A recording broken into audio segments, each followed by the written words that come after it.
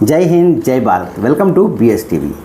ఈ వీడియోలో భారత సైన్యంలో విశిష్ట సేవలు అందించిన వారికి ఇచ్చే మెడల్స్లో ఒకటైన సేనా మెడల్ గురించి వివరిస్తాను. ఈ పథకం భారత ప్రభుత్వం 26 జనవరి 1960లో స్థాపించింది.